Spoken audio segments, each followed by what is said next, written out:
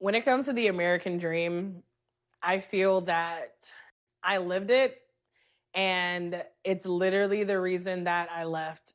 We were in our 3-story townhome. We had the trucks. I was in my big girl corporate 6-figure job. We had the things, and it wasn't a dream. It was more of like a fuzz, really.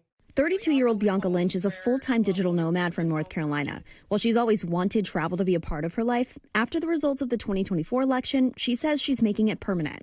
They're poisoning the blood of our country. They're coming into our country from Africa, from Asia, all over the world. It's very, very hard for us to see ourselves coming back and being in this country, having to be around that many people who felt that is someone who needs to be in power. We've been following this trend of young people who don't see a future in this country.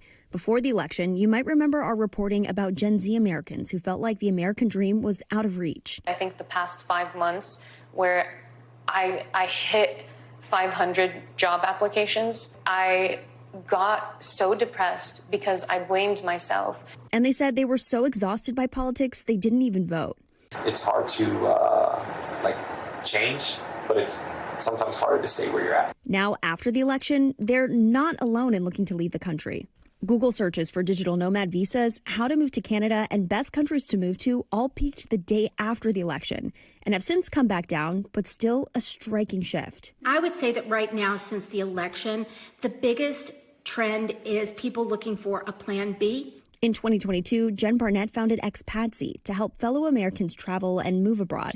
She left America after the 2016 election. Our site really first took off when Roe versus Wade was overturned. Jen says her site saw 10 months worth of traffic in the 2 weeks after the election, and the top reasons people say they want to leave has changed.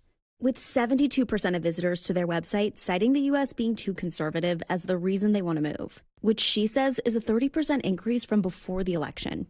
You know, some people who maybe don't agree with the president-elect saying, now is not the time to give up. It's a time to invest. It's a time to stay here. It's time to focus on our community. With you leaving, someone with that mindset might be like, are you giving up? Oh, that's fair. I mean, I would honestly just ask the question, is it worth it to you to fight the fight? Do you have that fight in you? Because honestly, I don't have it.